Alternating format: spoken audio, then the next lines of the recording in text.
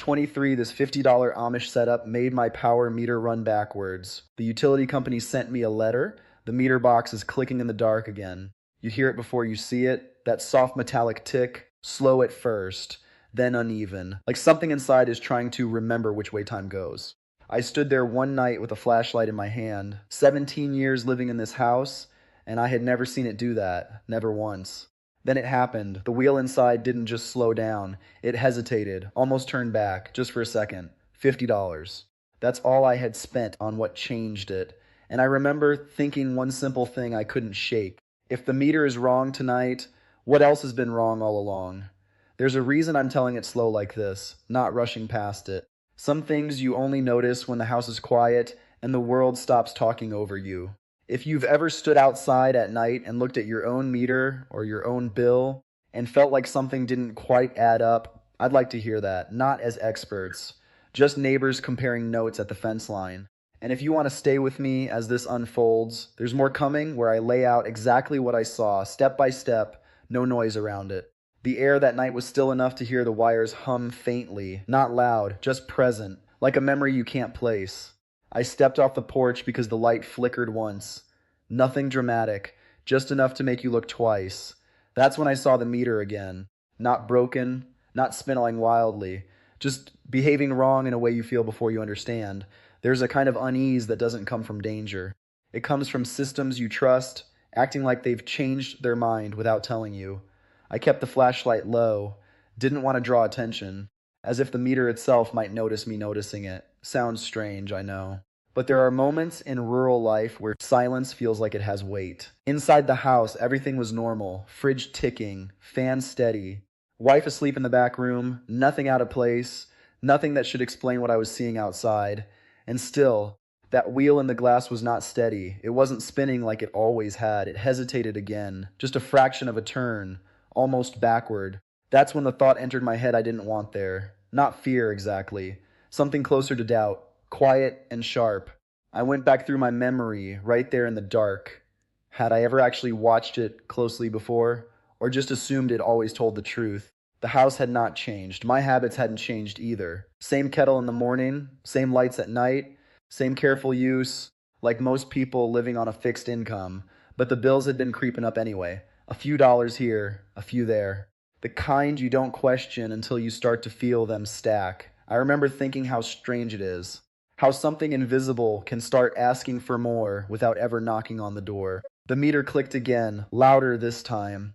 And I made a decision right there on the gravel path. I wasn't going to ignore it. I wasn't going to guess. I was going to trace everything. Every wire, every load, every small change I might have missed. But even that thought didn't sit right. Because part of me already knew this wasn't about usage at all. It was about how something was being read. And I didn't know it yet, but that night wasn't the beginning of the problem. It was the first time I finally saw it.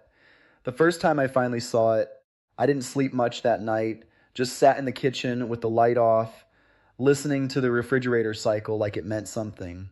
It kept pulling my mind back to older conversations I'd half ignored over the years. Men from the next road over, retired farmers, the kind who fix things instead of replacing them. They used to say something simple about meters, not in anger, just certainty, like they were describing weather.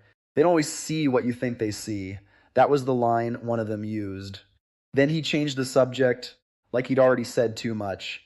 At the time, I thought it was just talk, old habits of suspicion, but that night, it didn't sound like talk anymore. It sounded like memory. There's a difference between rejecting new things and understanding them differently. The Amish way of doing things, what I'd seen of it, was never about being behind. It was about being selective, quietly intentional, no excess. No dependence on systems you can't touch with your own hands, just what works, what holds, what you can repair with a board, a wire, a simple tool in a drawer. That's the part most people miss. It isn't about avoiding technology, it's about refusing to be fully owned by it.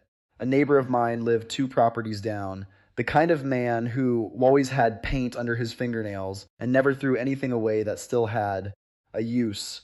He'd built half his barn out of reclaimed lumber and stubbornness, and if something broke in the county, people quietly ended up at his door. One evening years ago, I remember him pointing toward a meter box on a different house, not mine, just talking in passing while leaning on a fence post. He said, "These things only know what they're told to see." Then he spat in the dirt like the sentence was finished. I didn't ask what he meant. Most people don't ask when they hear something that might change how they live. But after that night with the meter acting wrong, I started remembering everything he never explained, how he looked when he said it. Calm, not guessing. And that's where the unease started to shift into something else. Not fear anymore. Curiosity that didn't feel polite. Because if something was being read incorrectly, then it meant there was a gap somewhere in how the system understood the house. Not a failure you could see. More like a blind spot built into the way things are measured. I kept thinking about that quietly. Walking rooms at night, standing in doorways longer than I needed to, trying to match what I saw with what I thought I knew. And the more I sat with it, the less it felt like a broken thing. It felt like a rigid thing. Something doing exactly what it was designed to do, nothing more. That's when the idea of the old methods came back, not as superstition, not as trickery, but as something closer to observation. Ways people used to manage what they couldn't negotiate with, before everything became sealed units and sealed decisions. I won't pretend I understood it fully then. I didn't. But I understood enough to know I wasn't looking at magic, just behavior. Systems responding to conditions they weren't built to question. And that was enough to make me start gathering things quietly. Not in a hurry, not in a plan, just pieces. A switch from an old shed drawer, a length of wire I had kept just in case for years without knowing why. A small junction box that had outlived 3 repairs already. Nothing new, nothing special. Just what a house like mine tends to accumulate when nothing is ever thrown away too quickly. It cost me less than $50 in anything I didn't already have. And even that number felt strange to say out loud.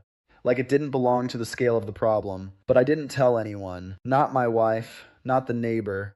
There are some things you don't speak until you know what they are. So I worked alone in small pieces of time, evenings mostly, when the house settled and the world outside got quiet again. And all the while, one thought kept pressing closer. If the meter really had been misreading something, I would only know when I saw it happen again. So I decided I would test it the only way you can test something like that, silently, from a distance, and without telling a soul what I thought I might find.